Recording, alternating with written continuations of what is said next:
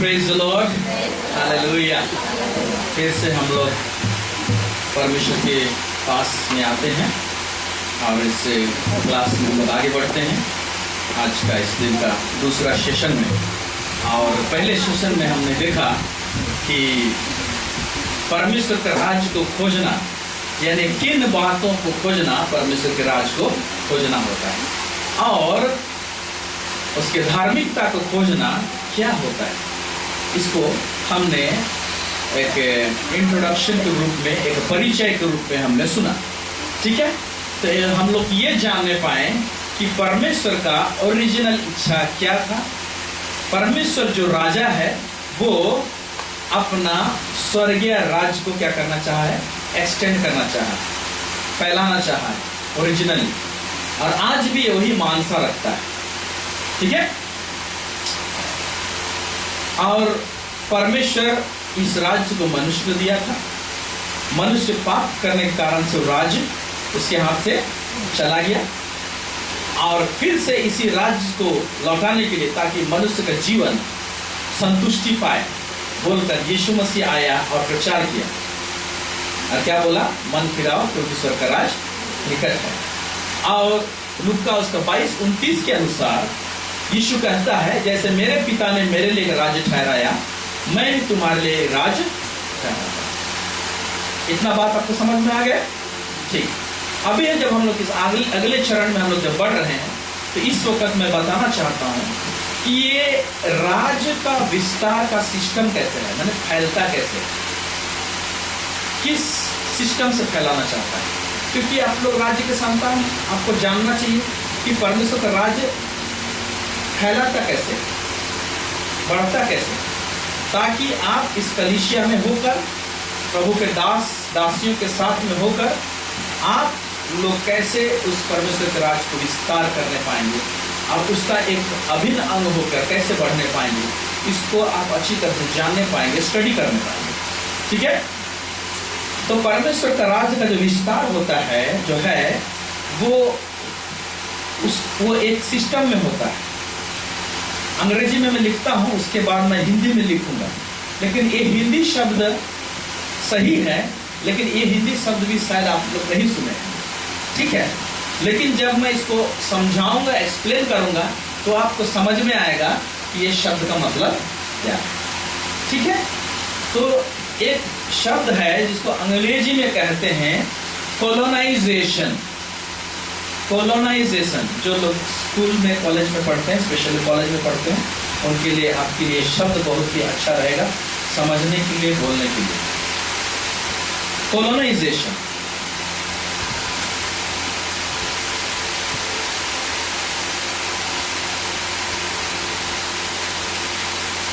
अंग्रेजी में इसको कॉलोनाइजेशन बोलते हैं और हिंदी में हम लोग इसको बोलते हैं उपनिवेशन। उपनिवेशन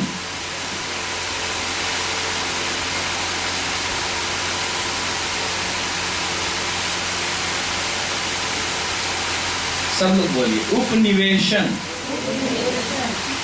या तो नूतन प्रदेश बसाना, इसी को नूतन प्रदेश बसाना, ठीक है।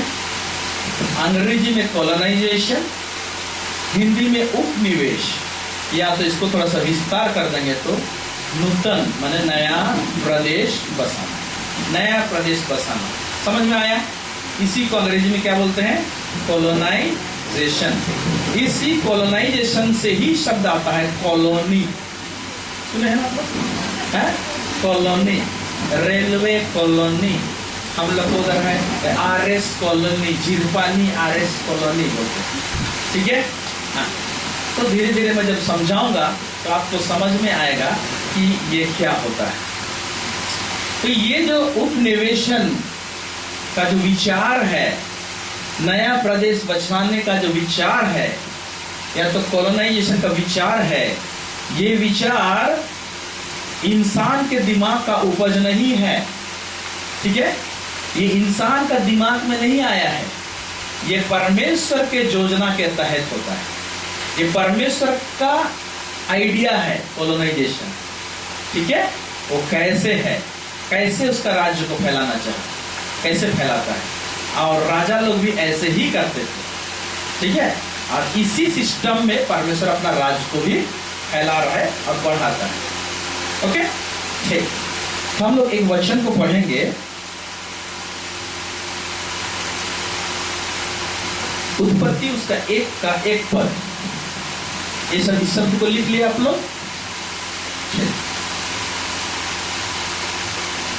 उत्पत्ति 1 पद पढ़ दीजिए इसको।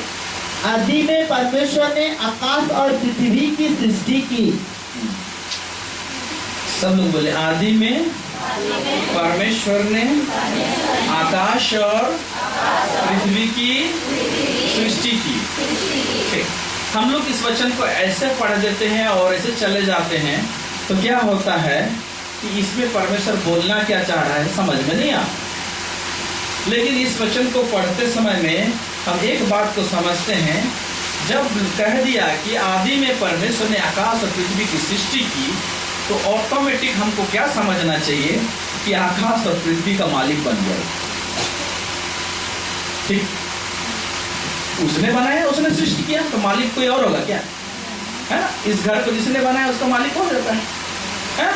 उसी हिसाब से आकाश और पृथ्वी का सृष्टि परमेश्वर ने किया, तो ऑटोमेटिक क्या हो गया, उसका मालिक हो गया। ठीक है, उसका कर्ता धर्ता वही हो गया, सारा अधिकार उसका हो गया। ओके, ठीक। तो परमेश्वर ने जब स्वर्ग का वातावरण को पृथ्वी में स्थापित करना चाहा, तो एक साथ बड़े पैमाने में नहीं करना चाहा। ठीक है, परमेश्वर ने क्या किया, बड़ा देश का बड़ा दर्शन को छोटे पैमाने में शुरू किया। वो कैसे, ये हो गया आपका हेवन यानी स्वर्ग, ठीक है। ये पृथ्वी हो गया, ठीक है, पृथ्वी हो गया। और यहां कहीं पर एडन, समझ में आ रहा है, ठीक है। यहां कहीं पर आप बोल सकते हैं एदन बगीचा, ठीक है। एदन बगीचा में क्या एक ही साथ 100 आदमी को स्थापित किया क्या, एक स्त्री और एक पुरुष को रखा, ठीक है। अपने स्वरूप अपने समानता में बनाया मनुष्य को, आदम को कपसूली से उसके स्त्री बनाया, दोनों को समीप लाया और उन लोग को बोला तुम यहीं रहना, ठीक है।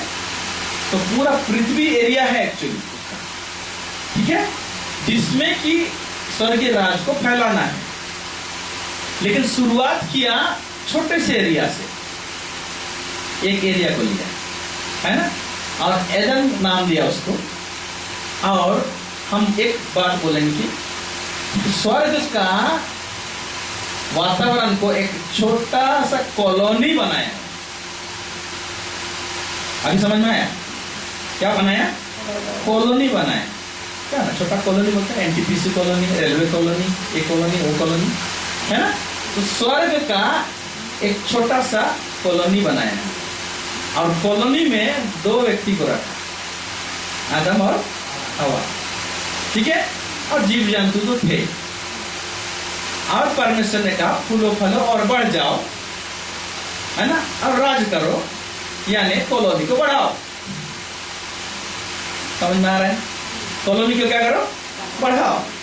तो कॉलोनी जब बढ़ेगा स्वर्गीय वातावरण के अनुसार, तो कॉलोनी ही क्या करेगा, फैलाएगा स्वर्गीय वातावरण को सारा पृथ्वी में। समझ में आ रहा है, कॉलोनी बढ़ने से पहले ही क्या हो गया, आदम हवा पाप कर दिए, तो कॉलोनी का काम क्या हो गया, बंद हो गया। जिस मुताबिक बढ़ना चाहिए वैसे कॉलोनी नहीं बढ़ रहा है, अभी दूसरा कॉलोनी बढ़ रहा है, क्या, दुष्ट का कॉलोनी बढ़ रहा है। समझ में आ रहा है ना। इसीलिए जब यीशु मसीह आया और यीशु मसीह को हम लोग ग्रहण करते हैं, तो कुलुसी उसका 1:13 के अनुसार कहता है कि उसी ने माने पिता परमेश्वर ने हमें अंधकार के साम्राज्य से निकालकर अपने प्रिय पुत्र के राज्य में प्रवेश कराया। प्रवेश कराया। जैसे कि आदम हवा को बनाया, आदम के विषय में लिखता है ही put him in the garden, लिखा हुआ। परमेश्वर ने बोला तू यहां रहना, ठीक है। उसी तरह से अंधकार से निकाला और क्या किया, प्रवेश कराया, यहां रहना परमेश्वर के राज्य में। हालेलुया। सेम एक्ट, सेम एक ही तरह का हरकत परमेश्वर कराया। जब आप लोग यीशु मसीह को उद्धारकर्ता के रूप में ग्रहण किए तो परमेश्वर ने आपको परमेश्वर के राज्य में क्या कराया, प्रवेश कराया। अपने से नहीं कर सकते, कराया। हालेलुया। समझ में आ रहा है ना। तो ये इस तरह से कॉलोनी फैलना, तो ये परमेश्वर का आइडिया, प्रेज द लॉर्ड, ठीक है। तो ये कॉलोनी बसाने में, कॉलोनी पृथ्वी में बसाना है, तो इसीलिए इंसान को बनाना है तो पृथ्वी का कुछ भाग को मिक्स करना है। आत्मा तो स्वर्ग से आया है, परमेश्वर का भाग है, ठीक है। लेकिन यहाँ का एनवायरमेंट में सूट करना है, यहाँ का वातावरण को लाना है, लेकिन रहना तो कहाँ है इंसान को, पृथ्वी में। इसलिए पृथ्वी का कुछ चीज को निकालना, लाना पड़ेगा। इसीलिए कैसे किया, उत्पत्ति उसका 2:7 पद को क्या किया, तब यहोवा परमेश्वर ने आदम को भूमि की मिट्टी से रचा और उसके नथनों में जीवन का श्वास फूंक दिया। हाँ, एक मिनट, क्या लिखता है, क्योंकि ए इंसान तुम्हें कॉलोनी को फैलाना है, वो पृथ्वी में फैलाना है, इसीलिए आत्मा तो मेरे भाग में से रहेगा, लेकिन जिस आत्मा को घर चाहिए वो घर मिट्टी से यानी पृथ्वी से होना चाहिए। इसीलिए इसी पृथ्वी में से मिट्टी लिया, ठीक है।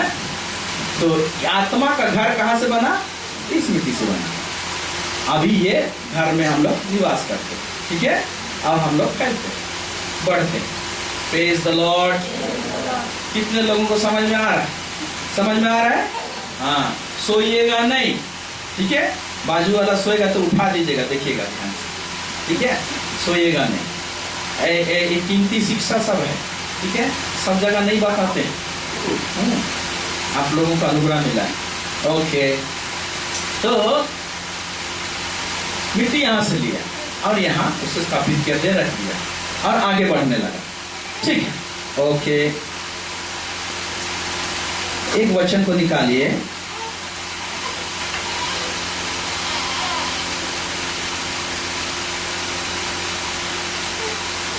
इफिसी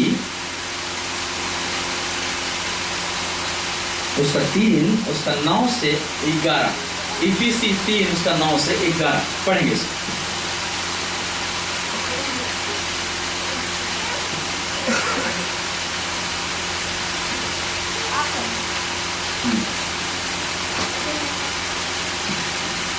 और सब पर यह बात प्रकाशित करूं कि उस भेद का प्रबंध क्या है जो सबके सृजनहार परमेश्वर में आदि से गुप्त था। एक मिनट, सृजनहार परमेश्वर में, किसमें, सृजनहार परमेश्वर में भेद गुप्त था, ठीक है। कौन सा भेद गुप्त था, यही भेद कि वो एक्चुअली में स्वर्ग का वातावरण को पृथ्वी में पूरा स्थापित करना चाहता है। उसको मैं बताऊं बोल के पौलुस बोल रहा है, ठीक है। आगे पढ़िए। ताकि आप कलीसिया के द्वारा परमेश्वर का विविध प्रकार का ज्ञान उन प्रधानों और अधिकारियों पर जो स्वर्गीय स्थानों में है प्रकट किया जाए। तो कलीसिया के द्वारा से विभिन्न प्रकार का ज्ञान है ना, बुद्धि की बातें, ज्ञान की बातें, ये आत्मिक संसार में जो सल्तनत है, दुष्ट आत्मा है और सब है, ये कलीसिया के द्वारा से पता चलेगा। कलीसिया असरदार होगा, प्रेज द लॉर्ड, ठीक है। तो कलीसिया इस अंधकार के ताकतों के खिलाफ में खड़ा होगा। अंधकार का ताकत का इच्छा क्या है, कि परमेश्वर का राज ना फैले। सिंपल सा बात, मेरा राज फैला रहे। ठीक है, परमेश्वर का गुप्त ज्ञान और पूर्व ज्ञान के अनुसार और उसका पूर्व इच्छा के अनुसार क्या है कि पृथ्वी में स्वर्गीय राज तो क्या हो, फैले। लेकिन कैसे? परमेश्वर की इच्छा है मनुष्य के द्वारा से, जो कलीसिया के भीतर में है उसके द्वारा से हो। समझ में आया? हालेलुया। तो आप और हम एक ऐसे व्यक्ति हैं जो कि परमेश्वर के राज का विस्तार के लिए हम लोग वो एजेंट लोग हैं। इसीलिए एक बात ध्यान से देखिए, आज क्यों ये वचन आप लोग के पास में पहुंच रहा है इस कलीसिया में। अगर आप में जितना यहां पर बैठे हैं, ध्यान दीजिए, मैं एक बहुत कड़ा बात बोलने जा रहा हूं। आप जो जितना बैठे हैं, अगर आप ये सोच के आते हैं हर संडे में कि मैं संडे में कलीसिया जाऊंगा, मेरा पास्टर प्रार्थना कर देगा तो मैं चंगा हो जाऊंगा, प्रार्थना कर देगा तो मुझे धन का प्राप्ति होगा, प्रार्थना कर देगा तो मैं समृद्ध हो जाऊंगा, ये हो जाऊंगा, वो हो जाऊंगा, मेरा परिवार आशीष पाएगा, मैं आशीष होगा, मेरे बच्चे लोग आशीष पाएंगे। ऐसे मनोवृत्ति रख कर, केवल इतना ही इच्छा को रख कर आप कलीसिया में आते हैं तो आप आशीषित नहीं होंगे। क्यों नहीं होंगे? क्योंकि परमेश्वर का मेन मानसा को आप नहीं पकड़ रहे हैं। परमेश्वर का इच्छा है कि आप लोगों के द्वारा से उसका राज फैले। आप लोगों के अंदर में यह बोझ नहीं रहेगा कि मेरे पासवान के साथ में मैं मिलकर कुछ करूं, कि मैं आप परमेश्वर के राज के लिए खड़े होइए, परमेश्वर आपको निश्चय आशीष करेगा, आपको कभी भी नीचे गिरने नहीं देगा। हालेलुया। इसलिए मैं इस कलीसिया के भाई बहनों से ये अनुरोध भी करता हूं और आज मैं आप लोगों को उत्साहित भी करना चाहता हूं कि आप लोगों का दिमाग ऐसा नहीं रहना चाहिए मैं आशीष पाऊं, मेरे बाजू वाला पाए ना पाए, मेरे बाकी लोग पाए। नहीं, मैं आशीषित हूं, मेरा गांव आशीषित हो, मैं नए लोगों को लेकर आऊं और वो लोग आशीषित होना चाहिए। अगर आपके अंदर में ये बोझ है तो परमेश्वर आत्माएं भी देंगी, आप उसे लेकर भी आएंगे। जब लेकर आएंगे तो वो आत्मा आपके खाते में जाएगा और परमेश्वर आपको और आपके परिवार को आशीष करेगा। हालेलुया। क्योंकि परमेश्वर का दिल का धड़कन को टच नहीं करेंगे आप तो कैसे आशीषित होंगे? परमेश्वर का शुरू से दिल का धड़कन ये है कि मेरा राज्य का, स्वर्गीय राज का एक्सटेंशन यहाँ होना चाहिए। तो उसका एक्सटेंशन काम में जो लोग हाथ बटाएंगे तो उसको क्यों आशीष नहीं करेगा?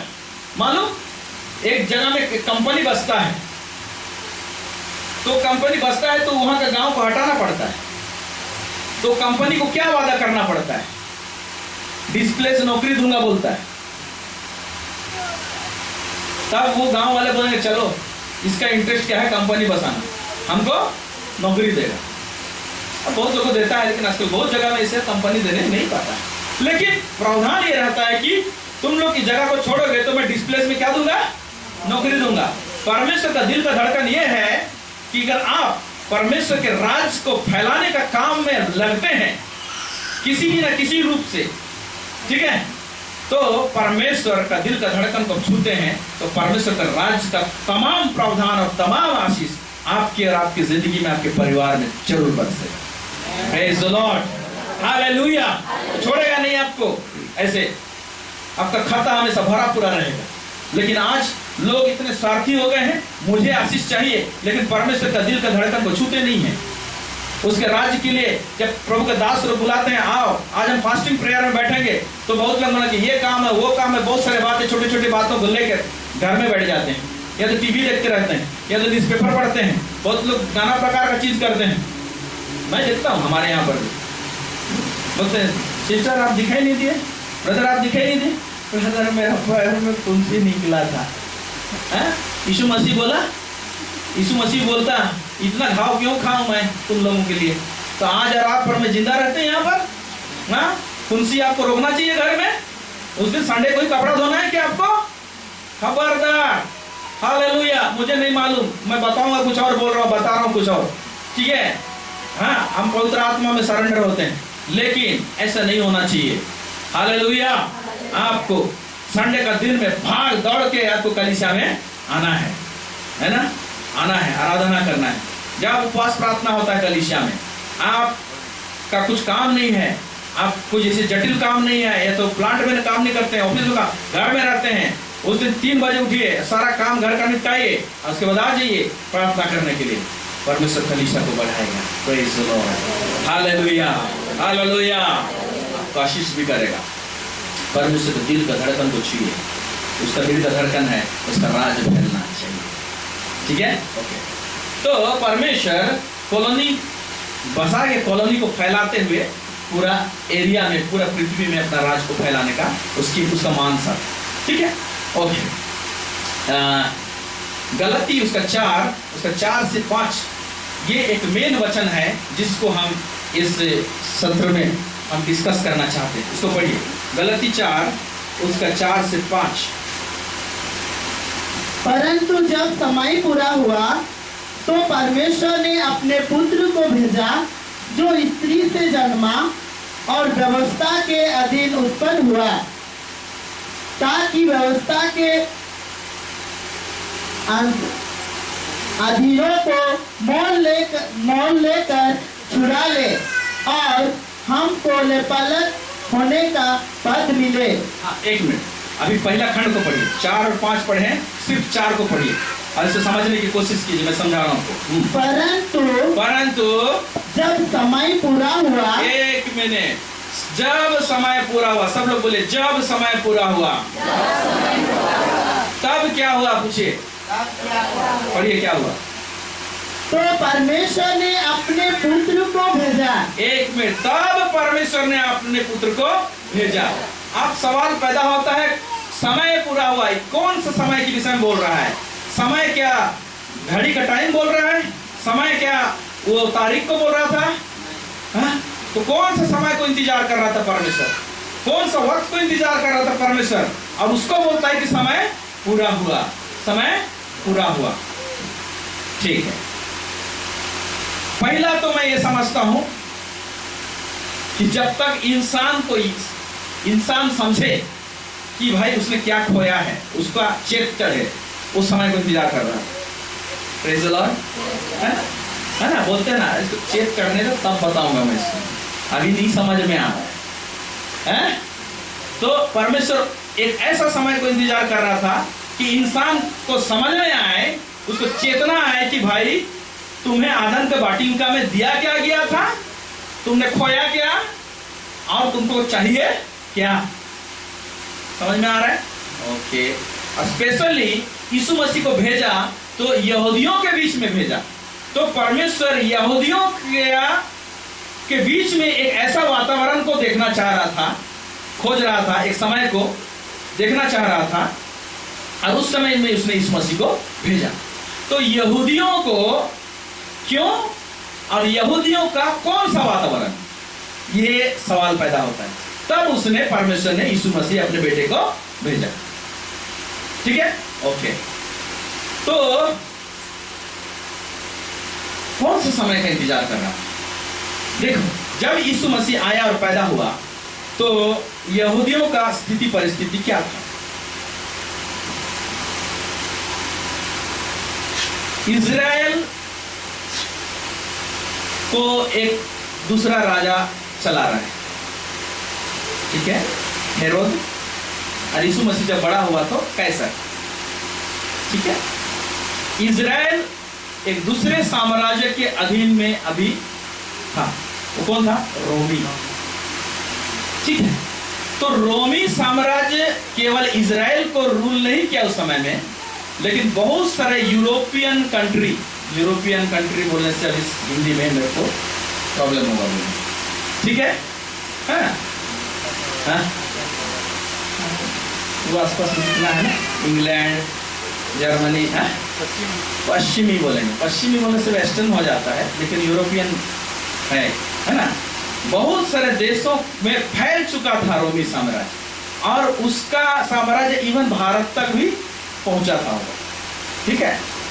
तो रोमी साम्राज्य का जब उस समय में था, उस जमाने में यीशु को जब भेजा, तो रोमी साम्राज्य का क्या खासियत था, ठीक है। एक ऐसा खासियत आया रोमी साम्राज्य के पास में जो कि परमेश्वर को अच्छा लगा। वो क्या खासियत था? ध्यान से सुनिए इस बात को, ठीक है। इजराइल एक ऐसा देश है, जब आप लोग पढ़ेंगे तो दाऊद के टाइम में पूरा इजराइल को दाऊद राजा राज किया, ठीक है। दाऊद के बाद में उसका बेटा हुआ सुलेमान, जो सुलेमान आखिरी टाइम में थोड़ा भूल भाल किया, गड़बड़ किया, ठीक है, जिसके कारण से राज बाद में 2 भाग हो गया। ठीक सुलेमान के बाद में 2 भाग हुआ, और 2 भाग में इजरायली में से 2 राजा लोग चलाते थे। 2 भाग क्या हुआ इजराइल का? एक भाग यहूदा कहलाया, एक भाग इजराइल कहलाया। समझ में आ रहा है? और ये सब इतने भ्रष्ट हो गए और परमेश्वर को भूल गए, उसकी आज्ञाओं को भूल गए, कि बाद में ऐसे होने लगा कि दूसरा राजा लोग इसको अटैक करने लगे। पहले तो आपस में झगड़ा हुआ, ठीक है, फिर दूसरा राजा लोग आने लगे। जैसे बबूल देश कितना बार आएगा अटैक करेगा, सीरिया आके अटैक करेगा, फिर और कौन लड़े, मिस्र देश भी अटैक करेगा। मिस्र देश से तो छूट के आए थे, है ना। तो इस तरह से होने लगा, और यीशु मसीह के जमाने तक टुकड़ा होके सब होके इजराइल बचा है। और बहुत सारे राजा लोग आके अब लास्ट कौन है यीशु मसीह के आने का टाइम में? रोमी साम्राज्य के अधीन में। केवल इजराइल नहीं है, और भी देश लोग हैं, इजराइल भी उसके अंदर में, ठीक है। तो रोमी साम्राज्य जो था और रोमी राजा लोग जो थे, वो लोगों राज्य फैलाने का सिस्टम थोड़ा सा दूसरा था। ध्यान से सुनिए, है ना, दूसरा था। पुराने नियम में आप पढ़ेंगे, राजा लोग एक देश को, मान लीजिए, चलिए एक तो देश उठाते, ये है रोम,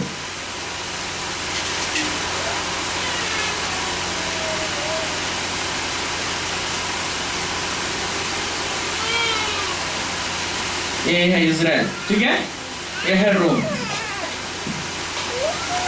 पुराने नियम में आपने पढ़ा है क्या? जब नबूकदनेस्सर राजा चढ़ाई किया इजराइल के ऊपर में, तो वहां के राजा को मार के खत्म कर दिया और लोगों को बंधुआई करके ले गया। पढ़े हैं ना आप लोग? जब बाइबल पढ़ेंगे तो समझ में आएगा पुराना, ठीक है। तो उस जमाने में जो राजा लोग थे, वो लोग क्या करते थे? सिस्टम कैसे चलता था? एक राजा दूसरे राज्य को अटैक करता था, वहां का राजा को खत्म करता था, या तो वहां का राजा को बंधुआ बनाता था, वो शहर को आग लगा देता था और तोड़ फोड़ कर देता था, और वहां के प्रजा को बंधुआई करके अपना देश में, जहां से आया था ओरिजिनल देश में, वैसे करके लेके आता था, ठीक है। और अपना राज बोलता था, वो राज भी मेरा ही है, ठीक है। ये चला सिलसिला, है ना। पर्शियन लोग, सीरियन लोग ऐसे किए। लेकिन रोमी साम्राज्य एक जो ऐसा राज्य पैदा हुआ जो बहुत पावरफुल, ठीक है, उसका राज फैलाने का सिस्टम पूरा उल्टा था। बोलिए कैसे? बोलिए कैसे? पूछेंगे तब ना बताएंगे।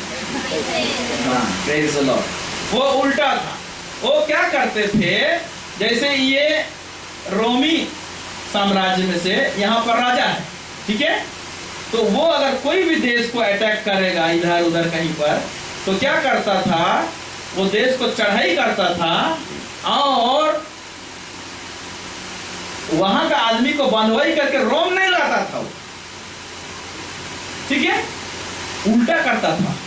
अपना 100-200 आदमी को यहां से उधर डाल देता था। कहां? जिसको जीता है, ठीक है, और बोलता था तुम लोग सब कंट्रोलिंग करो, आदमी को हम वहां नहीं लाएंगे, यहाँ लाएंगे तो यहाँ का खाएगा पिएगा। समझ में आ रहा है? आप उसको पढ़िएगा, इतिहास को पढ़िएगा, पहला इतिहास दूसरा इतिहास, ठीक है, पुराना नियम में नबूकदनेस्सर राजा लोग क्या किए।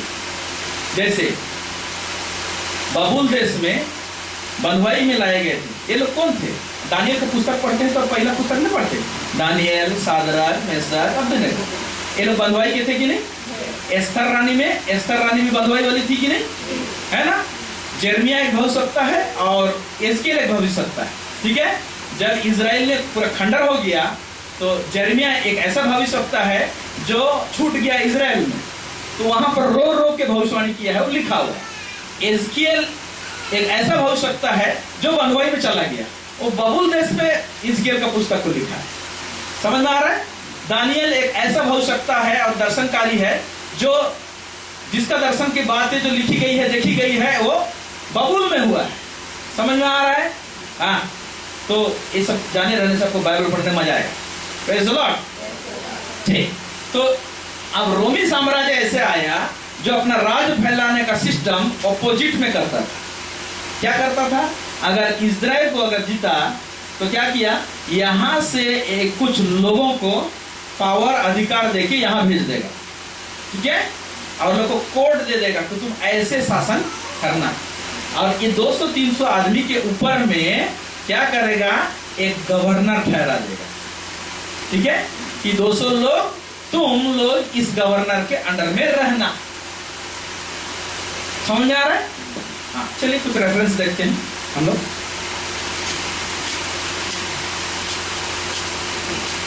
मत्ती 7 उसका 2 पद पढ़िए। मत्ती 7 उसका 2 पद।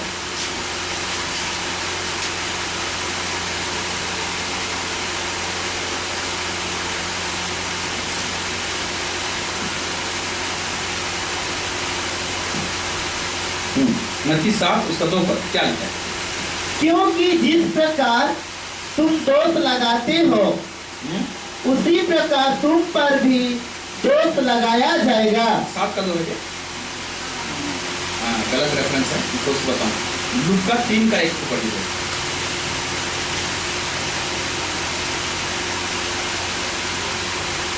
सात 2 नहीं, लूका 3 का 1। तिबिरियुस कैसर के राज्य के 15वें वर्ष में जब पुन्तियुस पिलातुस यहूदिया का हकीम था। हाँ, पुन्तियुस पिलातुस क्या था? यहूदा का हकीम था। अंग्रेजी बाइबल में गवर्नर है? ओके, ठीक है, गवर्नर है। इस तरह का से राज्य को फैलाने का काम पहली बार किसने किया? रोमी साम्राज्य किया।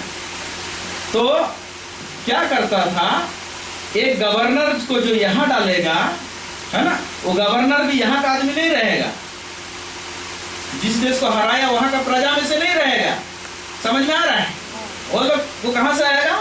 ओरिजिनल देश से आएगा, रोम से, एक गवर्नर को, और रोमी आदमी लोगों को यहां डाल देगा और सबको वो एडमिनिस्ट्रेटिव पावर दे देगा, तुम लोग ऐसे चलाना, ठीक है। तो अभी इस देश में आएंगे 200 लोग आदमी, आके क्या करेंगे?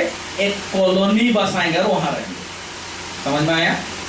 ठीक है, वो छितरा नहीं जाएंगे, एक एरिया में क्या करेंगे? कॉलोनी बसाएंगे और अपना उस देश का आईन कानून को वहां से फैलाएंगे, ठीक है, और संस्कृति को भी फैलाएंगे और बोलेंगे हम लोग जैसे पहनो, हम लोग जैसे बोलो, हम लोग जैसे करो, ये भाषा सीखो। समझ में आ रहा है? तो ऑटोमेटिक शासन कहां से आया? रोम से आएगा, मतलब दूसरे देश से, ठीक है। रोम उठ के आया है क्या यहाँ? वहां का जमीन का टुकड़ा आया है क्या? वहां का शासन आया। कैसे? कहां पर आया? एक कॉलोनी में आया। समझ में आया? ठीक है। स्वर्ग का शासन कहां आया? छोटा सा कॉलोनी में आया। कहां आया? एडन वाटिका में आया, ठीक है। लेकिन ये कॉलोनी बसा हुआ था, पाप करने के कारण से ये कॉलोनी ध्वस्त हो गया। समझ में आ रही है ना? और शैतान अपना राज को फैलाने लगा, ठीक। तो अगर यीशु मसीह को परमेश्वर का राज का प्रचार करना है तो उसको ऐसे एक प्रैक्टिकल एग्जाम्पल सामने में दिखना चाहिए कि जब प्रचार करे, बताए, तो लोगों को समझ में आए। समझ ना? मैं बोर्ड क्यों लाया मालूम? आप लोगों को ड्राइंग बना बना के बताऊंगा तो आप लोगों को ठीक समझ में आए। बिना ड्राइंग में ऐसे ऐसे करूंगा हवा में तो समझ में नहीं आएगा, है ना। इसी तरह से जब प्रैक्टिकल करते हैं कोई चीज को तो ज्यादा समझ में आता है। समझ में आ रहा है? तो परमेश्वर किस तरीके से राज को फैलाता है, और इसी वाला अगर कोई राज फिजिकली दिखाई दे आपके सामने काम करते हुए, तो परमेश्वर का राज का प्रचार करना थोड़ा सा क्या होगा? सुविधा होगा, ठीक है। ओके, तो क्या सुविधा हुआ यीशु मसीह को इस रोमी साम्राज्य में?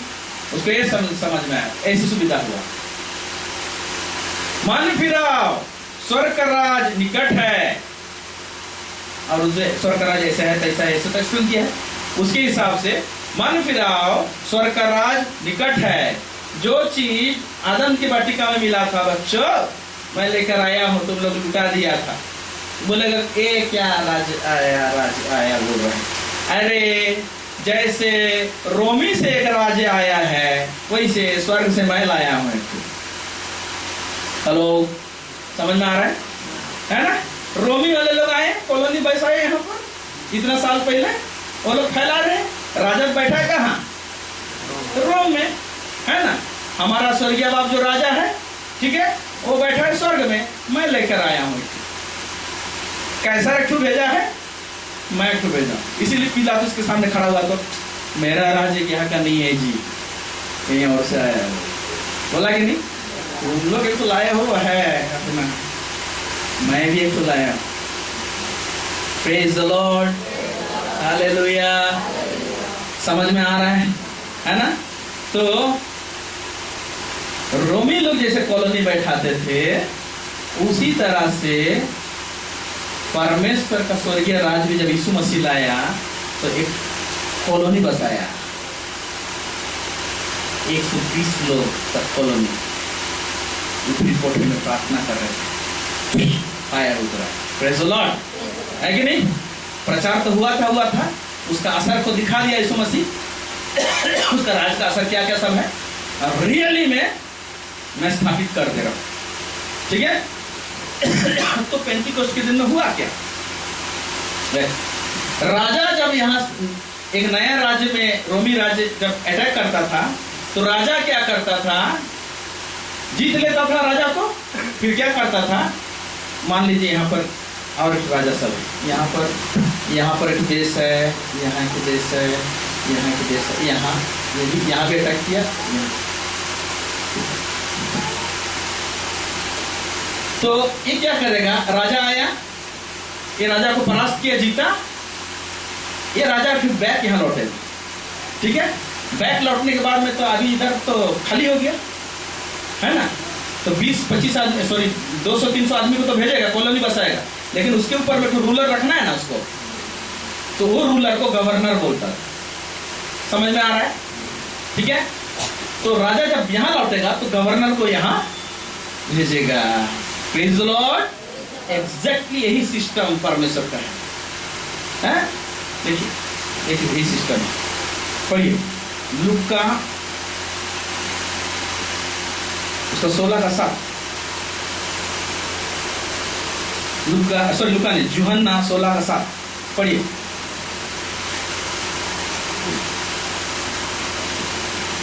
यूहन्ना 16:7। हाँ। तो भी मैं तुमसे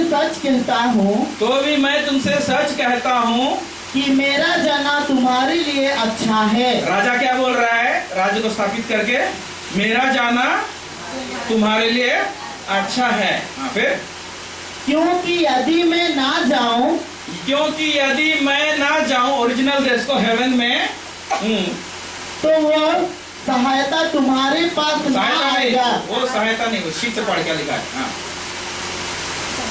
तो वो सहायक तुम्हारे पास ना आएगा। यीशु मसीह क्या बोल रहा है?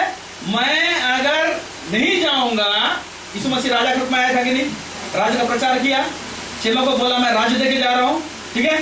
सब काम कंप्लीट किया, उसके बाद मैं जाऊंगा, बोला ओरिजिनल देश स्वर्ग से उतरा हूं। जब मैं नहीं जाऊंगा तो वह सहायक, यानी जैसे कैसर ने गवर्नर भेजा है वैसे मैं भी गवर्नर भेजूंगा, वो है पवित्र आत्मा। Praise the Lord, hallelujah. समझ में आया कि नहीं? समझ आया ना? कैसर क्या करता था? लड़ाई जीतता था, बैक अपना रोम में बैठता था और एक गवर्नर को भेजता था। 200-300 लोग उसके अंडर में रहते थे, ठीक है? 120 लोग कॉलोनी बैठा के बैठे, ठीक है? जीसस गया, क्या भेजा? गवर्नर भेजा, और वो गवर्नर है पवित्र आत्मा। Praise the Lord. सिर्फ गवर्नर का स्टडी लंबा चौड़ा है, वो उसको पूरा जब खत्म हो जाएगा सब टॉपिक, सब पढ़ाई करेंगे, ठीक है? हाँ, बहुत वंडरफुल लगेगा, क्योंकि अभी जो काम कर रहा है वो पवित्र आत्मा काम कर रहा है। जो गवर्नर आपके साथ मिनिस्ट्री कर रहा है उसी को नहीं जानेंगे तो क्या मिनिस्ट्री करेंगे? क्योंकि 200 लोगों के ऊपर में गवर्नर है उस समय में। आज हमारे ऊपर में कौन है? कलीसिया के ऊपर में पवित्र आत्मा गवर्नर के रूप में। तो गवर्नर आज जो हमारे स्टेट्स में मिलते हैं वो गवर्नर लोग का पावर ऐसे नहीं है जैसे पवित्र आत्मा के पास में। ठीक है, तो ये गवर्नर का काम क्या होता था उन दिनों में? जो गवर्नर का काम ये होता था, ध्यान से देखिए, ये गवर्नर एक ऐसा व्यक्ति को राजा चुनता था कि राजा का दिमाग में जो चल रहा है उस देश को लेके, नया राज्य को लेके क्या डेवलप करना है, वो चीज को राजा अगर एक सेंटेंस भी बोले तो उसको विस्तार से समझेगा गवर्नर। जो कम्युनिकेट करे बोले उसको गवर्नर ठीक से समझना चाहिए और ठीक ठीक उसके अंडर में जो लोग हैं उनको समझाना चाहिए। ठीक है, और गवर्नर का उन दिनों में काम रहता था। अभी का गवर्नर के साथ तुलना मत कीजिएगा, अभी पूरा पिक्चर सेट है वो गवर्नर, अभी का गवर्नर जो हमारे स्टेट्स में रहते हैं। ठीक है, अब तो दूसरे देशों में मैं पवित्र आत्मा का गवर्नर बोल रहा हूँ। और उन दिनों में जो गवर्नर लोग रहते थे उनका काम रहता था, वो गवर्नर लोग क्या करते थे कि राजा के पास में वो लोग जाते थे और लोग मीटिंग होता था उनका। ठीक है, और राजा कुछ बात को बोलेगा, वो बात को पूरी वो लोग ग्रहण करेंगे, पूरा पिक्चर में माइंड में आ जाएगा। फिर कॉलोनी में आएंगे और कॉलोनी में क्या करेंगे, देखो राजा ये चाहता है। कॉलोनी में जो लोग रहेंगे वो लोग गवर्नर को कभी भी सलाह नहीं देते हैं। गवर्नर जो बात को बोलेगा राजा के तरफ से ये बात है, तो गवर्नर कभी भी अपना कुछ मिक्स नहीं करता था, एक्स्ट्रा फिट नहीं करेगा। राजा बोला है ऐसे और आपने कुछ मिला देगा उसमें, वैसे नहीं करते थे, है ना। राजा जो सुनता था गवर्नर वही बोलता था, लेकिन उसको एक्सप्लेन करता था। प्रेज द लॉर्ड, समझ में है, समझ आ रहा है। इसीलिए इस गवर्नर के विषय में भी बोला हुआ है। 16 अध्याय 13 पद को पढ़िए, यूहन्ना 16 का 13 पद देखिए क्या लिखता है। परंतु जब वो अर्थात सत्य का आत्मा आएगा, जब वो सत्य का आत्मा आएगा यानी वो गवर्नर आएगा, तो तुम्हें सब सत्य का मार्ग बताएगा। तो तुम्हें सब सत्य का मार्ग बताएगा। फिर क्योंकि वह अपनी ओर से ना कहेगा, क्योंकि जैसे रोमी साम्राज्य का गवर्नर अपने तरफ से नहीं बोलता था, उसी तरह से ये गवर्नर पवित्र आत्मा भी अपने तरफ से नहीं बोलेगा, वरन क्या लिखा है, परंतु जो कुछ सुनेगा वही कहेगा। जो कुछ सुनेगा वही कहेगा। किससे सुनेगा? यहाँ का राजा से सुनेगा जो स्वर्ग में जाके बैठा है। Praise the Lord. हेलो, समझ में आया? समझ में आया? इसीलिए आज कलीसिया में जब पवित्र आत्मा के साथ लोग जुड़े हुए नहीं रहते हैं तो वहां सेवकाई बढ़ती नहीं है। समझ में आ रहा है? वहां पवित्र आत्मा का बात को इज्जत नहीं दिया जाएगा, वहां पवित्र आत्मा को रेस्पेक्ट नहीं दिया जाएगा, तो वो राज्य का विस्तार वहां से नहीं होगा। आज पवित्र आत्मा को बहुत सारे कलीसिया में छोड़ दिए हैं। कोई कुछ लोग ऐसे हैं पवित्र आत्मा को कबूतर समझने लगे हैं, कुछ लोग तो खाली आग समझने लगे हैं। पवित्र आत्मा व्यक्ति है, हालेलुया। वो आग के साथ तुलना किया गया है कुछ गुण के कारण से, और कबूतर के साथ तुलना किया गया है, पवित्र आत्मा का कुछ गुण है उसके लिए। लेकिन पवित्र आत्मा जैसे यीशु एक व्यक्ति था और है, पवित्र आत्मा वैसा ही एक व्यक्ति है। आपके साथ में जब बात कर रहा हूं से बात करेगा। Praise the Lord. बहुत सुंदर लगता है जब आप प्रार्थना में रहेंगे, पवित्र आत्मा के साथ संवाहिता रखना। इसीलिए हम लोग आशीष वचन बोलते हैं। और पिता परमेश्वर का प्रेम और यीशु मसीह का अनुग्रह और पवित्र आत्मा का सहभागिता हमारे साथ बनी रहे, डेली रहे। Praise the Lord.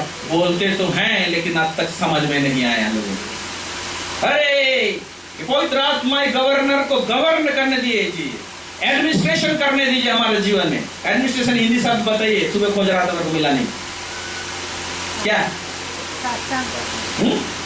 शासन नहीं, और टू वर्ड प्रशासन। अनुशासन बोलने से डिसिप्लिन हो जाता है। संचालन करने दीजिए। ओके सब इंग्लिश में, लेकिन और एक वर्ड है ऐसा लग रहा है जो नहीं आ रहा है, स्ट्राइक नहीं कर रहा है।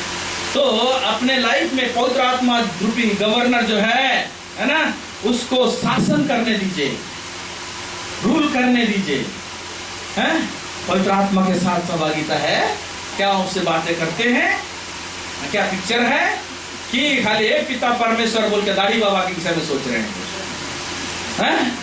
यही प्रॉब्लम है। जबकि पवित्र आत्मा हमारे अंदर में, मालूम पवित्र आत्मा क्या कर सकता है आपके लिए? देखिए पवित्र आत्मा क्या करता है आपके लिए, बहुत सारे बातें हैं। वो जो सुनेगा बोलेगा बोलता है। जिस तरह से गवर्नर का काम रहता था राजा का दिल का बात को छाप को लेना, ये पवित्र आत्मा क्या करता है? पहला कोरिन्थी 2 अध्याय 9 पद से आगे पढ़िए। पहला कोरिन्थी 2 अध्याय 9 पद से आगे पढ़िए।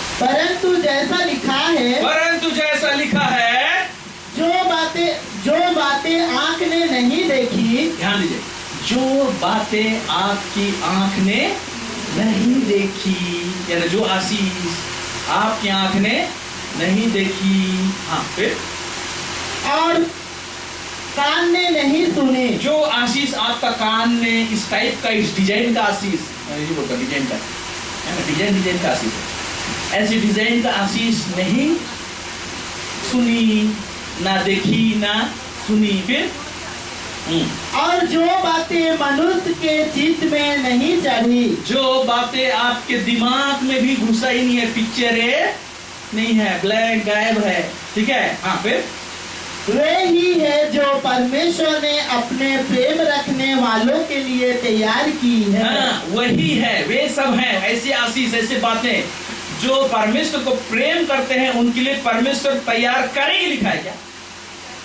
हाँ? हेलो, बोले कर दी है, रेडी में है, लेकिन फिर भी छूने नहीं सकते हैं। क्यों?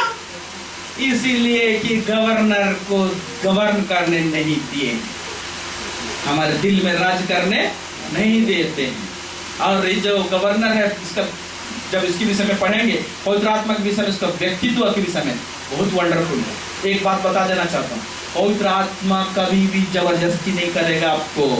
कई बार सोचते हैं ना, पवित्र आत्मा मुझे जबरदस्ती करके बताएगा तब हम जाएंगे इस मार्ग में। नहीं, बहुत लोगों में देखा हूँ, सिंपल सा बात को प्रॉब्लम है लोगों को। सिंपल बोला है, मन फिराओ बपतिस्मा लो, ठीक है, सिंपल बोला है, जो विश्वास करें बपतिस्मा ले उसी का उद्धार हो।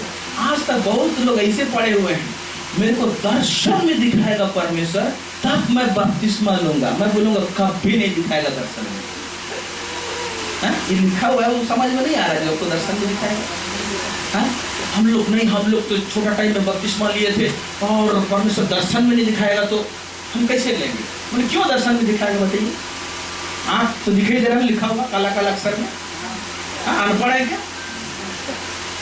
जो दर्शन दिखाएगा नहीं दिखाएगा, है कि नहीं? ठीक है, तो पवित्र आत्मा जोर जबरदस्ती नहीं करेगा, आपको वचन दिखाएगा। पवित्र आत्मा लिखा है, मान बोलेगा, सिंपल।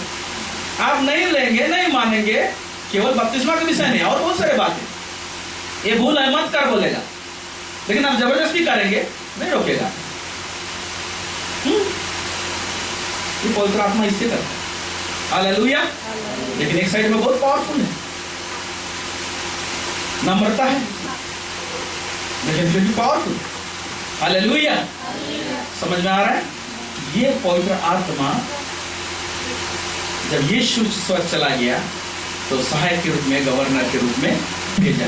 120 लोग, है ना, एक छोटा सा 120 लोगों का कॉलोनी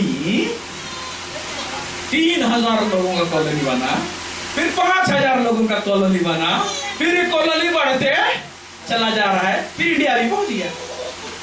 प्रेज द लॉर्ड। समझ में आ रहा है? तो मैं ये बोलना चाह रहा हूं कि अभी कुंवार मुंडा में ये छोटा सा कॉलोनी बसा हुआ है, ठीक है, और इस कॉलोनी के ऊपर में गवर्नर है, वो है पवित्र आत्मा। तो क्या इस पवित्र आत्मा के साथ आप सहभागिता रखते हैं? अगर रखते हैं तो ये कॉलोनी जरूर बढ़ेगा। Praise the Lord. Glory master. ओहो शांतारा लाबा रिखा वाला शांदे रेबी लोखो बाबा अंतियाना लाबा। प्रभु कहता है इस वक्त अगर आप लोग जी जान मेहनत लगा के यहाँ पर लाव लगा के प्रार्थना करेंगे, एंजो बोहली बिहिनिया इस कलीसिया को प्रभु बढ़ाने के लिए वो रेडी है, तैयार है। मैं महसूस कर रहा हूँ एक आग इस समय में, इस समय में एक आग महसूस कर रहा हूँ। चलिए सब आंख बंद कीजिए, प्रेज द लॉर्ड, प्रार्थना करते हैं। मास्टर गॉड ऑलमाइटी हालेलुया एंजो बोहोलो डोमिनिया एंजेखेते रेबेले देंदे मासिया राबा शेंदे लॉर्ड गॉड ऑलमाइटी। परमेश्वर पिता इस छोटे झुंड को प्रभु जी आप परमेश्वर पिता लॉर्ड आपने प्रभु जी यहाँ पर रखा है। आप प्रभु जी आज तेरे राज्य का सुसमाचार प्रभु परमेश्वर पिता आप जब दे रहे हैं लॉर्ड, आपका एक खास मकसद है, आपका एक योजना है प्रभु जी इस जगह के लिए लॉर्ड। प्रभु तेरे दास को प्रभु जी तेरे हाथ में देते हैं लॉर्ड, उसके सहकर्मियों को तेरे हाथ में देते हैं मास्टर, उनको बुद्धि और समझ से भर दे। और पवित्र आत्मा हम आपसे रिक्वेस्ट करते हैं पूरा आग से भर दे इस कलीसिया को, यहाँ चिन्ह चमत्कार होने पाए, अद्भुत काम होने पाए, लोगों को प्रभु जी इस भीड़ में इस कॉलोनी के अंदर में लेकर आ प्रभु, लेकर आ राजा।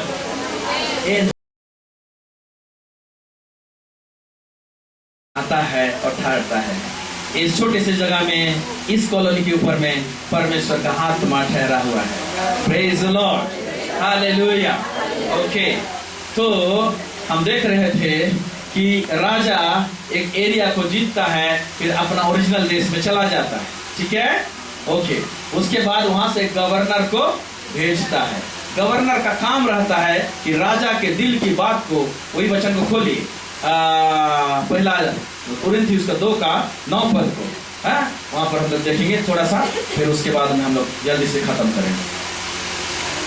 पहला कुरिन्थियोस 2 उसका 9 को पढ़े, ठीक है। अभी 10 को आगे पढ़िए। परंतु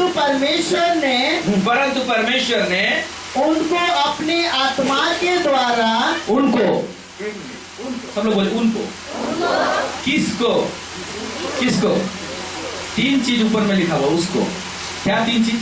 जो आंख ने, कान ने, आपके दिमाग में, चित्त में, ऐसे वाला आशीष को, उनको अपने आत्मा के द्वारा, पवित्र आत्मा के द्वारा क्या लिखा है? हम पर प्रकट किया, हम पर प्रकट किया। अब जो बच्चा खुचा है, नहीं हुआ है, आप सहभागिता रखेंगे तो प्रकट होगा।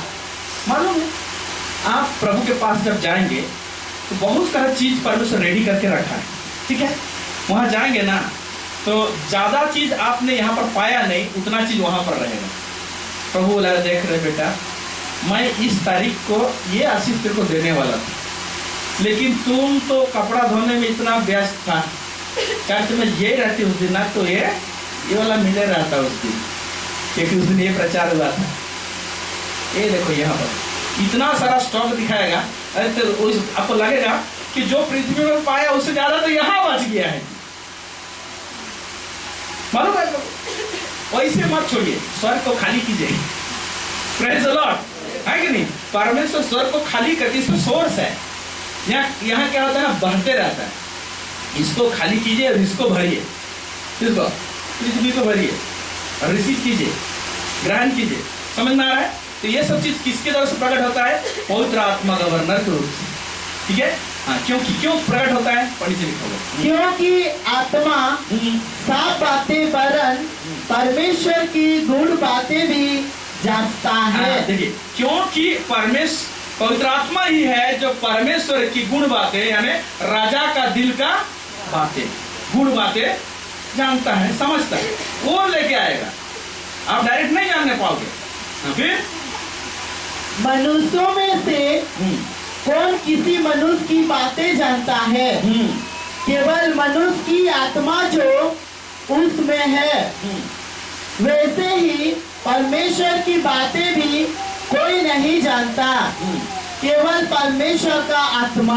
हाँ, मनुष्य का आपका दिल का बात कौन जानता है? आपका ही आत्मा जानता है, ठीक है। तो परमेश्वर का दिल का बात कौन जानेगा? परमेश्वर का आत्मा। तो परमेश्वर का आत्मा जो आपको मेरे को दिया गया है, उसके साथ सहभागिता नहीं रखेंगे, बातचीत नहीं करेंगे, तो कैसे परमेश्वर का दिल का बात को लाके देगा? समझ में आ रहा है? तो जब दिल का बात ला के नहीं देगा, आप रिसीव नहीं करने पाओगे, तो बहुत सारा चीज़ जो आशीष है, जो तैयार करके रखा हुआ वहीं पर छूट जाएगी। आप जाएंगे तो बोलेंगे बोला नहीं दिए, अब देना चाह रहे थे तो पूछे ही नहीं, तो नींद पर पड़ गया, देखो पड़ रहा है। Praise the Lord, है ना? अरे यीशु मसीह ऐसे ही नहीं बोल के गया है जी, यूहन्ना 10:10 में, चोर किसी और काम के लिए नहीं आता, चोरी करने आता है, घात करने आता है, नष्ट करने आता है। Full stop. ऐसे पूर्ण विराम है क्या वहां पर? मजा नहीं आता इसे पढ़ने में, मजा आता है जब टक्कर का बात है। और इस वचन में टक्कर का बात है। यूहन्ना 10 क्या टक्कर का बात है? जो यीशु जीसस बोलता है, चोर किसी और काम के लिए नहीं आता, चोरी करने आता है, घात करने आता है, नष्ट करने आता है ना? किस टाइम से बोला है, परंतु मैं इसलिए आया हूँ कि मैं तुम्हें जीवन दूं, बहुत आयत का जीवन दूं। Praise the Lord, hallelujah. अच्छा नहीं लगता है ना? बड़ा डैशिंग है। और तो पिक्चर बनाया जीसस का, उसमें दया सागर यीशु मसीह को तो एक्स्ट्रा नंबर और दिन बनाना है ना? हे प्रियो, तुम कहाँ जा रहे हो, है ना? मैं बताता हूँ, हर बॉलीवुड एक्टर से ज़्यादा स्मार्ट और हैंडसम था Jesus. Praise the Lord, very dynamic, प्रचार उसका डायनेमिक, जबरदस्त रहता था, है ना? है ना? बोलेगा तो प्रेम झलकता था, बोलता था तो अधिकार। देखा है कि नहीं ऊपर? मतलब ये प्रचार करता था, अधिकार के साथ प्रचार करता है, तो अधिकार के साथ प्रचार करता है, उसमें लगेगा कि धीरे धीरे ऐसे बोलता था ऐसे, ये प्रियो तुम खाना खाए कि नहीं खाए, है? यीशु मसीह को आप लोग और हम लोग क्या चित्रण रखते है ना? जब हम इतना स्मार्टली बोल सकते तो मेरा जीसस नहीं बोल सकता है क्या? प्रेज़ द लॉर्ड, है ना? अभी 2 महीना 3 महीना हो गया, मेरा लुक चेंज हो गया। पहले दाढ़ी नहीं रखता था, अभी दाढ़ी रखता हूँ। वो तो बोलता है पास्टर दाढ़ी में आप अच्छे लगते हैं। सब मेरे को समझ में आता है जीसस को दाढ़ी रखता। Praise the Lord, hallelujah. हाँ, मेरा मिसेस को दाढ़ी पसंद नहीं थी, तो एक बार क्या हुआ, दाढ़ी रखने के बाद दाढ़ी काट दिया। नहीं, पहले ठीक था, दाढ़ी रखो, है ना? ये अपना अपना बात है भाई। एनीवे, लेकिन हम लोग का यीशु मसीह बहुत स्मार्ट और हैंडसम है, ब्यूटीफुल है। उसका चित्रण को देखिएगा, है? आपको प्रकाशित वाक्य 1 अध्याय 17, 18, 19 सब पढ़ेंगे तो लिखा हुआ है, उसकी आंखें आग की ज्वाला के समान है, उसके पैर पीतल के समान है, आहा, उसके बाल ऊन के समान श्वेत है। आग की ज्वाला बोलने से एक्स-रे मशीन जैसा है, ऐसे देखेगा तो सब कुछ आर या पार दिखाई देगा। Praise the Lord, hallelujah. क्या है ये यीशु मसीह राजा, मतलब राजा यहाँ बैठा है? और उसने अपना आत्मा यानी गवर्नर पवित्र आत्मा को भेजा है। तो डेली आप यीशु को प्यार कीजिए, डेली इसको पढ़िए वचन, कितना सारा बात सब लिखा हुआ है, ठीक है? तो केवल रोमी साम्राज्य केवल कॉलोनी नहीं बसाता था, ये सिस्टम को जो बसाने वाला सिस्टम है ये बहुत सुविधाजनक है, इसीलिए रोमी साम्राज्य बहुत पावरफुल हो गया, मालूम? बहुत मस्त पावरफुल। क्यों? इसमें टाइम का बचत है। राजा उठ के गया, लड़ाई किया।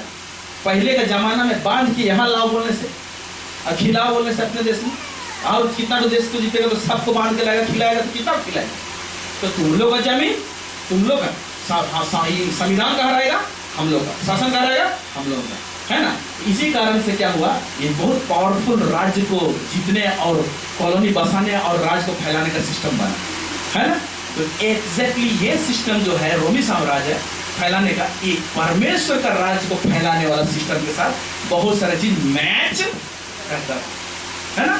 इसीलिए बोला गया कि उचित समय में परमेश्वर ने अपने बेटे यीशु मसीह को भेजा। यही उचित समय था ताकि यीशु मसीह जब प्रचार करे तो राज्य सिस्टम को लोग समझे। अरे रोमी साम्राज्य आया है, उसका एक राजा है, आया है उसका, मैं भी एक तो राजा लाया हूँ जी, लेकिन यहाँ का नहीं है, वहां से आया है, समझो? ये बताने सुविधा हुआ। प्रेज़ द लॉर्ड, ठीक है? उसी तरह से इसी कॉलोनी बसाने वाला में बहुत सारा देश लोग किए। मैं कल देख रहा था, चेक कर रहा था कौन कौन सा देश। अब मत लिखिए, मैं आपको बता दे रहा हूँ। ब्रिटिश लोग, अंग्रेज लोग, नाइजीरिया, घाना, जाम्बिया, जिम्बाब्वे, साउथ अफ्रीका जब खेलने आता था मैं सोचता था काले काले लोग खेलने खिलाना चाहिए, अफ्रीका तो काला निगरो लगाना चाहिए, लेकिन देखते हैं पूरा क्रिकेट में टीम में सब गोरा है। देखा क्यों? क्योंकि साउथ अफ्रीका को कॉलोनी बसाए थे कौन? ब्रिटिशर्स लोग। बहुत साल राज किए, नेल्सन मंडेला लड़ा बहुत साल, फिर बाद में आजाद हुआ।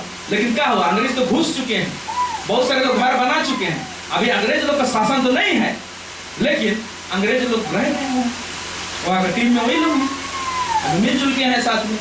और कल्चर क्या है? ब्रिटिश का कल्चर है ना, संस्कृति कहाँ का है? अंग्रेज लोगों का है ना। हाँ, उसे मलाया बोल के जगह स्पेन एक देश का नाम है, वो है साउदर्न कैलिफोर्निया, है ना, यहाँ पर कॉलोनी बसाया। फिलीपींस है, ये जो ब्राजील जो देश है, ये एक कॉलोनी था किसका? पोर्तुगीज लोगों का, इसीलिए पोर्तुगीज वो भाषा चलता है वहां पर, क्योंकि ये लोग राज किए तो भाषा वहां पहुंच गया। इंग्लैंड लोग यहाँ राज किए तो इंग्लिश यहाँ पहुंच गया। समझ में आ रहा है ना? स्वर्ग यहाँ उतरा तो वहां का अन्य भाषा पहुंच गया, इसी का अन्य भाषा बोलते हैं लोग। Praise the Lord, है ना?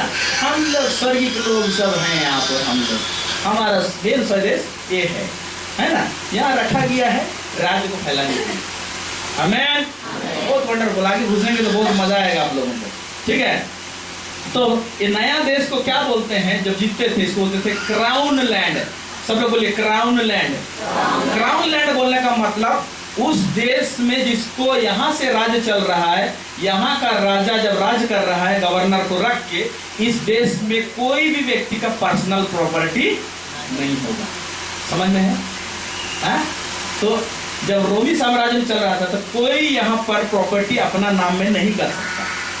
मतलब क्या होता है? राजा के विषय पढ़ेंगे तो अच्छा स्टडी करेंगे। जिस देश को राजा राज करता है उस देश में कोई व्यक्ति का अपना नाम में पट्टा नहीं हो सकता,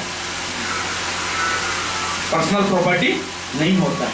तो परमेश्वर भी ऐसी ही नियम ठहराया था। पढ़िए, लैब व्यवस्था 25 अध्याय 23 से 24, इसका झलक दिखता है इसमें। लैब व्यवस्था 25 अध्याय 23 से लेकर 24।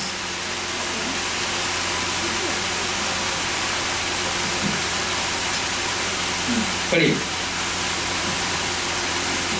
लैब व्यवस्था 25 अध्याय 23 से लेकर 24।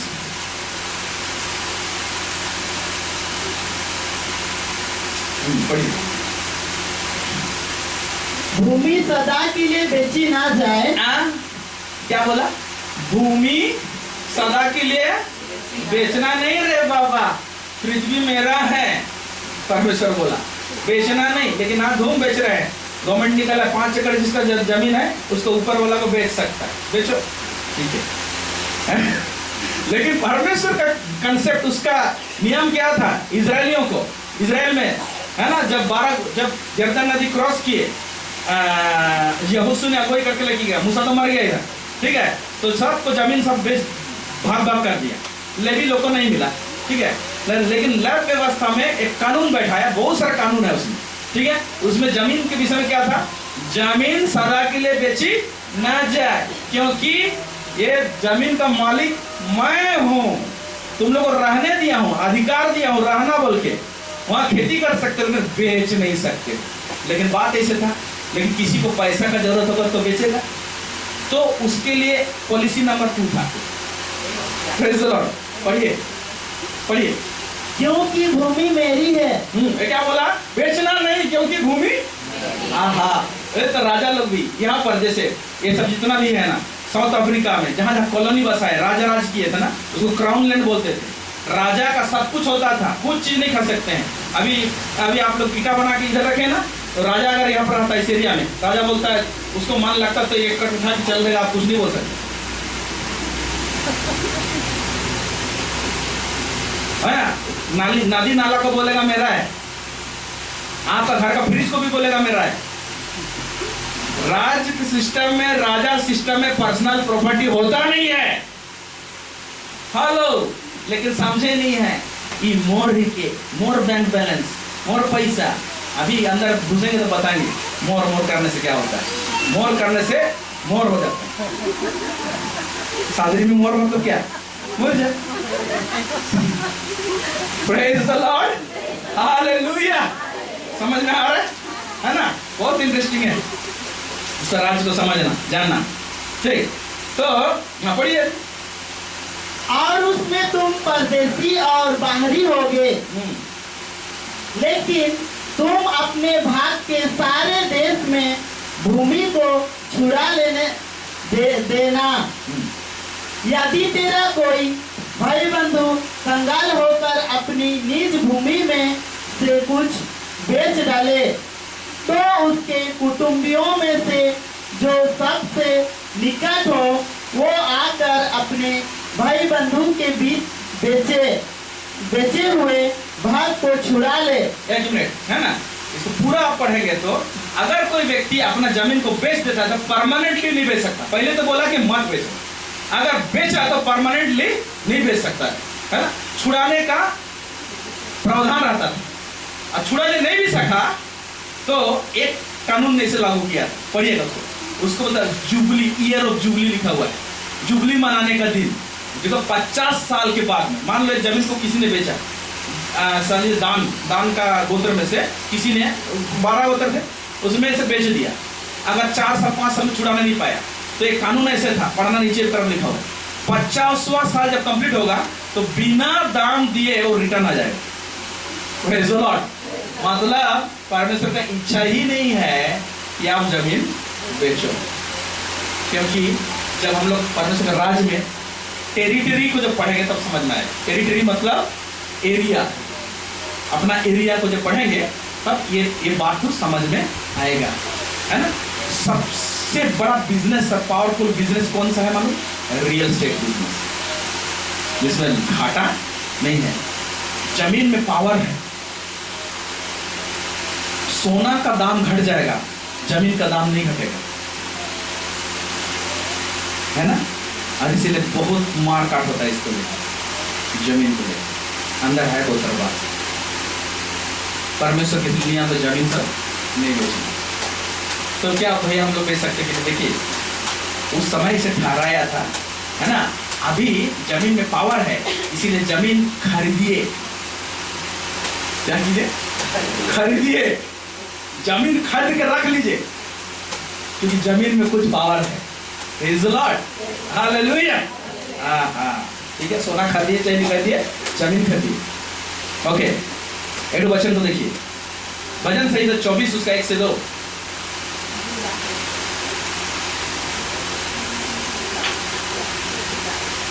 भजन संहिता 24 1 से 2 पढ़, जिसको मिला पढ़िए। पृथ्वी और जो कुछ उसमें है, सब लोग बोले पृथ्वी और, पृथ्वी बोलते हैं पूरा पृथ्वी, और जो कुछ उसमें है वो क्या बोलता है? क्या है?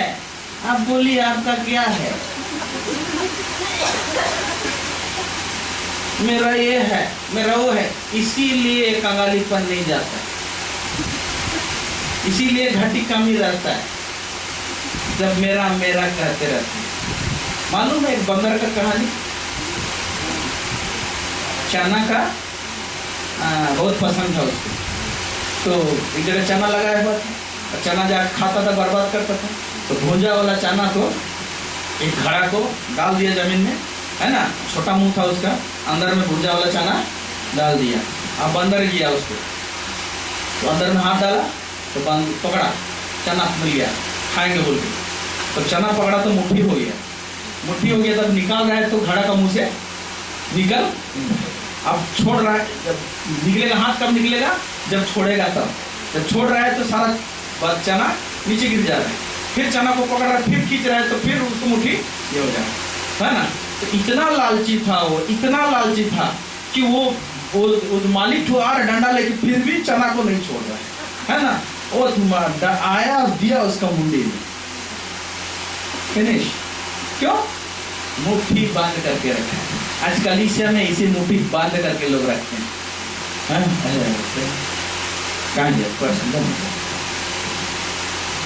हिसाब किताब बेटा, ये बड़ा नोट है, इसको करना है, इसको करेंगे तो हो जाएगा, उसको करेंगे तो उधर देना, इधर देना।